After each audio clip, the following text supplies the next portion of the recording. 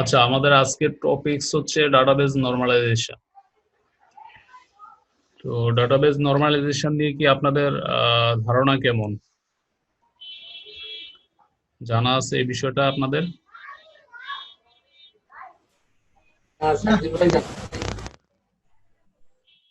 আচ্ছা, ঠিক আছে। আমার কথা কি আপনারা ক্লিয়ার শুনতে পান? জি ভাই, শুনতে পাচ্ছি। আচ্ছা, ঠিক আছে, ওকে। নেক্সটে যাচ্ছি। এটা ভাইয়া ওই ইউনিভার্সিটিতে থাকতে শিখাইছিল, তারপরে আর প্র্যাকটিস করা হয় নাই। আচ্ছা, ঠিক আছে, আমরা দেখি তাইলে। তখন আর কি পড়ছিলাম যে ডাটা রিডান্ডেন্সি দূর করার জন্য টেবিলগুলোকে নরমালাইজ করতে হয়। হ্যাঁ, হ্যাঁ। রিডান্ডেন্সি, এরকম একটা কনসেপ্ট ডুপ্লিকেশন, ছিল আর কি বইয়ের এগুলি মধ্যে। আর কি। হ্যাঁ, তো জি। সেটাই, এটা কনসেপচুয়াল বিষয় এটা। তো দেখি আমরা। What are the goals of database normalization, or why do we normalize database, or what is database normalization? তো তিনটা কোশ্চেনের একটাই answer. database normalization is the process of organizing data to minimize data redundancy, data or data duplication ও বলতে পারেন আপনি, which in turn ensure data consistency. দেখেন, আপনি Excel এর মধ্যে যদি ডাটা এন্ট্রি দেন, হয়তো সাপোজ আপনি এমপ্লয়ির ইনফরমেশন গুলি আপনি এন্ট্রি দিলেন একটা জায়গায়, আবার অন্য কোথাও যদি আবার এমপ্লয়ির ইনফরমেশন গুলি প্রয়োজন হয়, আবার সেখানে এন্ট্রি দিলেন, যদিও রেফারেন্স করা যায় এক্সেলে। তো এতে করে দেখা গেছে একটা এমপ্লয়ির নাম আপনি 10 জায়গায় লিখলেন, এতে করে 10 জায়গায় আপনার মেমোরি ওয়েস্ট হইলো, অন্য জায়গায় হচ্ছে আপনি এখানে ভুল ত্রুটি হওয়ার পসিবিলিটি থাকে, অন্যদিকে আপনার ইনপুটটাও বেশি দিতে হচ্ছে। তো এটাই হচ্ছে এক ধরনের রিডান্ডেন্সি বা ডেটা ডুপ্লিকেশন আর কি। তো এই ডেটা ডুপ্লিকেশন দূর করার জন্য বা রিডান্ডেন্সি দূর করার জন্য ডেটাবেজ নরমালাইজেশনের প্রয়োজন হয়, বা ডেটাবেজ নরমালাইজেশন হচ্ছে একটা প্রসেস। তো সেই বিষয়টা আমরা স্টেপ বাই স্টেপ আলোচনা করব। আচ্ছা, and understand with an example how redundant data can cause data inconsistency. Data inconsistency কিভাবে তৈরি হয় রিডান্ডেন্ট ডাটার মাধ্যমে। Consider employee table value. দেখেন নিচে একটা টেবল আছে, তো এই টেবিলটার নামই বলা হচ্ছে employee table. For every employee within the same department, we are repeating all the three columns: department name, department head, and department location. দেখেন এখানে একটা টেবিলের মধ্যে কি আছে, কলামগুলি একটু পড়লে বিষয়টা ক্লিয়ার হবে। যেমন এমপ্লয়ি নেম, জেন্ডার, স্যালারি। এটা এমপ্লয়ির নাম, ঠিক আছে, মেল, সে ঠিক আছে, স্যালারি ঠিক আছে, ওকে। তার ডিপার্টমেন্ট হচ্ছে আইটি। হ্যাঁ, এই আইটি ডিপার্টমেন্টের হেড জন, ডিপার্টমেন্টের লোকেশন হচ্ছে লন্ডন। তো যেহেতু একটা টেবিলের মধ্যে ডাটাটা, সো এই আইটি ডিপার্টমেন্টে আরো যারা আছে সবার এরকম আসবে, প্রত্যেকের এরকম 3টা কলাম হবে বাড়তি, প্রত্যেকেরই। তো এই বিষয়টাকে এখানে ফোকাস করা হয়েছে। Consider employee stable below. For every employee within the same department, we are repeating all three columns. এই যে তিনটা, লাস্টের 3টা column: department name, department head, and department location. Let's say for example, if they are কথাটা তো double হয়ে যাচ্ছে।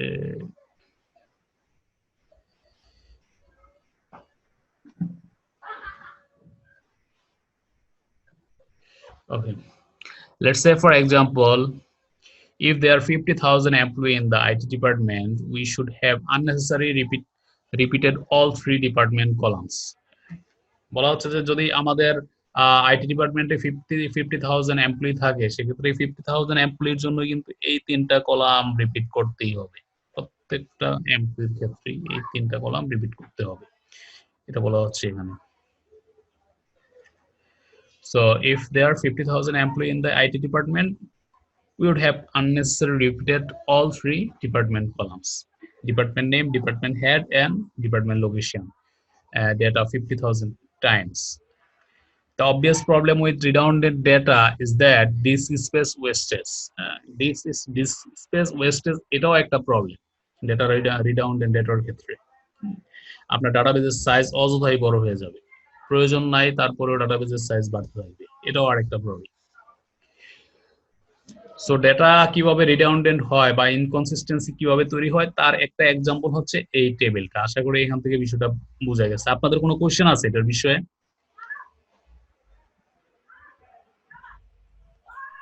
নাই। আচ্ছা ঠিক আছে।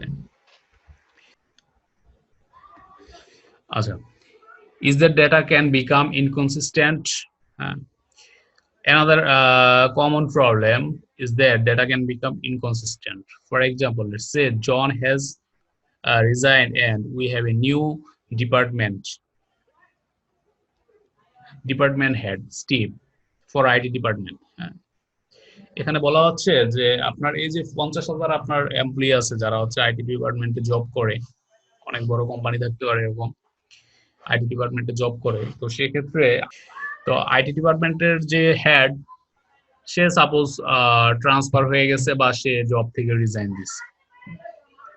তো এই ক্ষেত্রে কি হবে? সেক্ষেত্রে আবার আমার আইটি ডিপার্টমেন্টের হেড এর নাম পরিবর্তন করতে হবে। সো আমি যদি নাম পরিবর্তন করতে চাই তাহলে আবার এই 50,000 এমপ্লয়ির ক্ষেত্রে সেম কেসটা আমার প্রত্যেকের ক্ষেত্রে নামটা পরিবর্তন করতে হবে। এটাই এখানে বলতে যাচ্ছে যে for example say John has resigned and we have a new department head Steve for IT department. At present there are 3 IT department rows in the table. আমাদের এই টেবিলটার মধ্যে হচ্ছে আইটি ডিপার্টমেন্টের 3টা রো আছে, যেহেতু এখানে খুব কম এমপ্লয়ি আছে এটার কথা বলতেছে। And we need to update all them. Let's assume I update only one row and forget to update the other 2 rows, and then obviously data becomes inconsistent. মানে এখানে বোঝাতে যাচ্ছে যে এখানে তো তিন রো আছে যাদের হচ্ছে আইটি ডিপার্টমেন্ট, এমন হইতে পারে যে 50,000 60,000 থাকতে পারে। তো সেক্ষেত্রে এখানে এক্সাম্পলটা দেওয়া হচ্ছে যে আপনি হয়তো একটা চেঞ্জ করছেন, একজনের নাম চেঞ্জ করছেন, যে এই যে এখানে এক্সাম্পলে দেখাচ্ছে যে তার আইটি ডিপার্টমেন্ট নাম আপনি স্টিভ দিয়ে দিচ্ছেন আর বাকি 2টা জন রয়ে গেছে। তো আপনি ভুলক্রমে হয়তো ওই 2টা করেন নাই, একটা চেঞ্জ করছেন, এতে করে কি হলো ইনকনসিস্টেন্সি তৈরি হয়ে গেল। হ্যাঁ, একই ডিপার্টমেন্টের হেড এক জায়গায় জন বলতেছেন আরেক জায়গায় আপনি স্টিভ বলতেছেন, সো ইনকনসিস্টেন্সি তৈরি হয়ে গেল। সো ডেটা যদি ডুপ্লিকেট হয় বা রিডান্ডেন্ট হয় তাহলে এইভাবে ইনকনসিস্টেন্ট হইতে পারে। সো ইনকনসিস্টেন্ট হওয়ার এটা আরেকটা এক্সাম্পল আমরা দেখলাম। নেক্সট যাচ্ছি। আচ্ছা, DML queries insert update and delete could become slow. এটা আরেকটা factor.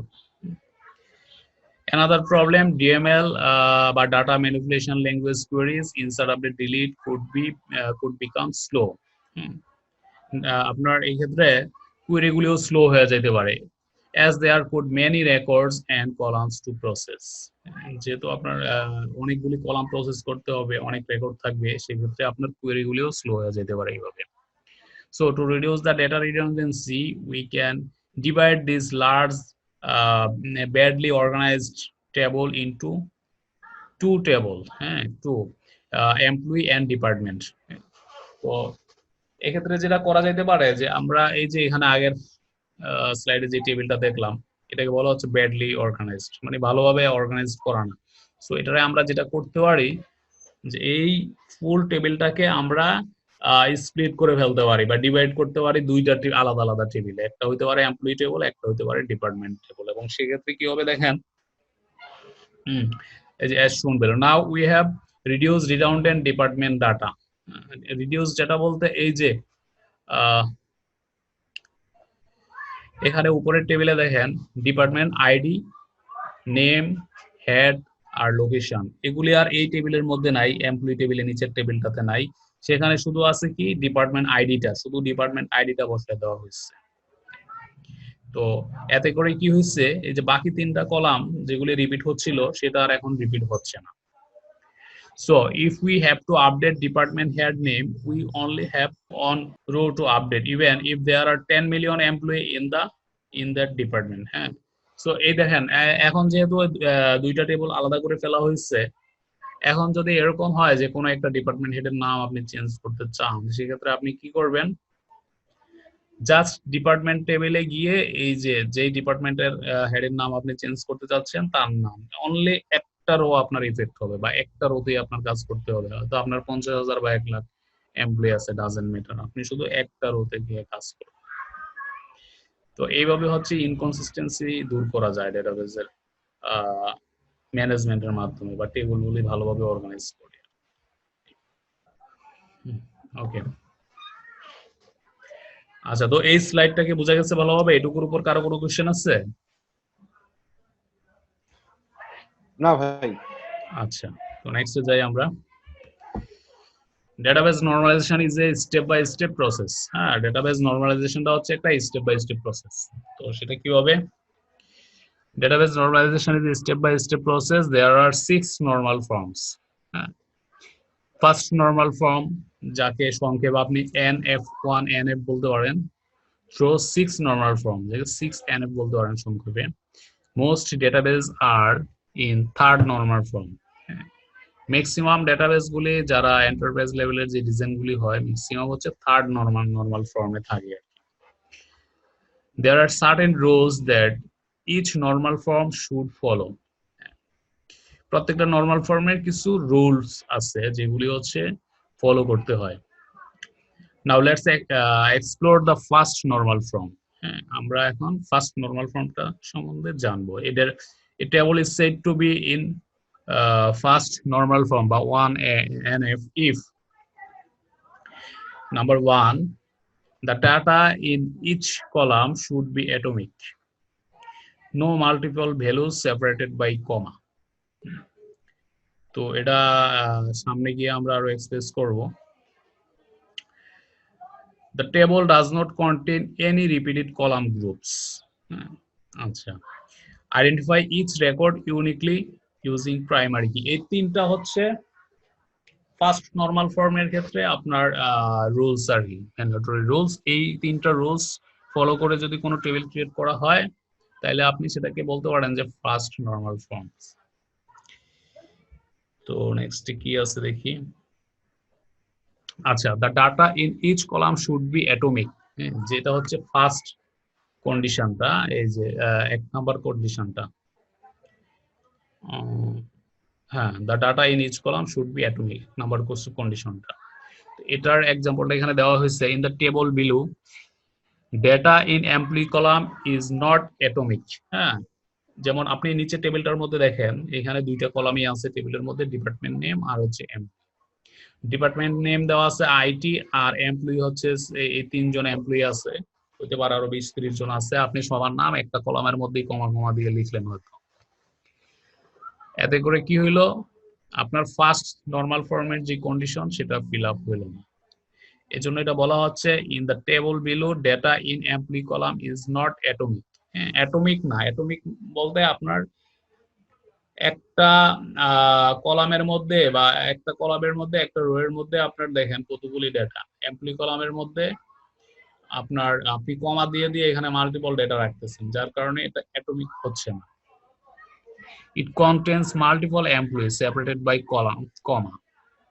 From the data, you can see that in the IT department, we have 3 employees, Sam, Mike, Sam. So let's say I want to change just Shan name. এখানে বলা হচ্ছে যে এখানে আমরা যেটা দেখতেছি যে আইটি ডিপার্টমেন্টে 3 জন এমপ্লয়ি আছে। হ্যাঁ, এই অবস্থায় যদি আমরা একজনের নাম চেঞ্জ করতে চাই তাহলে ঘটনাটা কি ঘটবে?